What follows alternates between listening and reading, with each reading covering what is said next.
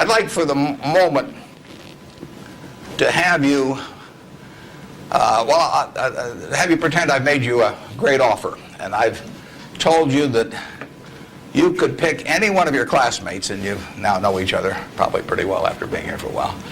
You could pick, you'd have 24 hours to think it over, and you can pick any one of your classmates, and you get 10% of their earnings for the rest of their lives.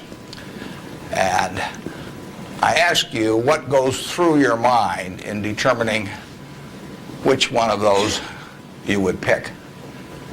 You can't pick the one with the richest father. That doesn't count. I mean, you've got to do this on merit. But you probably wouldn't pick the person that gets the highest grades in the class. I mean, there's nothing wrong with getting the highest grades in the class, but that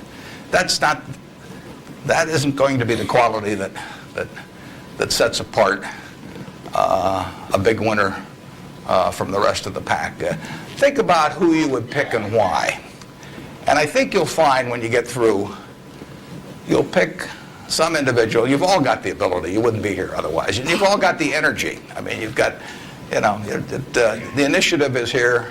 The intelligence is here throughout the class. But some of you are going to be bigger winners than others. And it gets down to a bunch of qualities that, interestingly enough, are self-made. I mean, it's not how tall you are. It's not whether you can kick a football 60 yards. It's not whether you can run the 100-yard dash in 10 seconds. It's not whether you're the best-looking person in the room.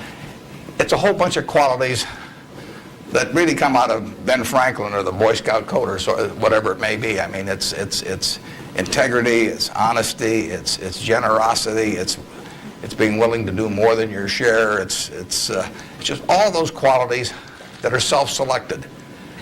And then if you look on the other side of the ledger, because there's always a catch to these, you know, free gifts and genie jokes. So you also have to, and this is the fun part, you also have to sell short one of your classmates and pay 10% of what they do. So who do you think is going to do the worst in the class? This is way more fun. And think about it again. And again, it isn't the person with the lowest grades or anything of the sort. It's the person who just doesn't shape up in the character department. I mean, we look for three things when we hire people. We look for intelligence, we look for initiative or energy, and we look for integrity.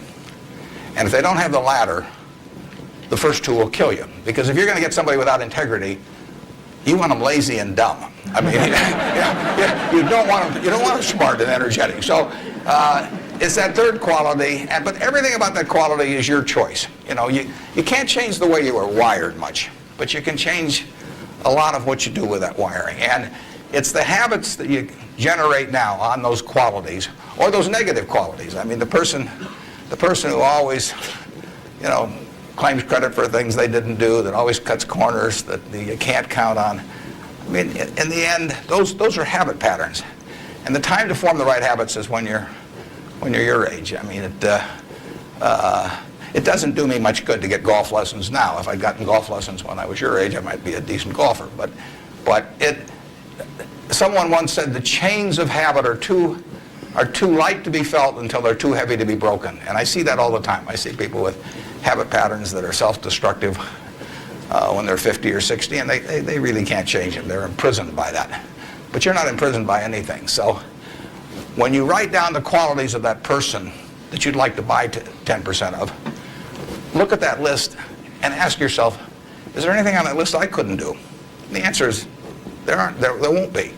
And when you look at the person you sell short and you look at those qualities that you don't like, if you see any of those in yourself, egotism, whatever it may be, selfishness, you can get rid of that. I mean, that is not ordained. And if you follow that, and Ben Franklin did this, and my old boss Ben Graham did this at early ages in their young teens. Ben Graham looked around and he said, who do I admire? You know, and he wanted to be admired himself, and he said, you know, why do I admire these other people? And he said, if I admire them for these reasons, maybe other people will admire me if I behave in a similar manner. And he decided what kind of a person he wanted to be. And if you follow that, at the end you'll be the person you want to buy 10% of. I mean, that's the goal in the end. And it's something that's achievable by everybody in this room. So that's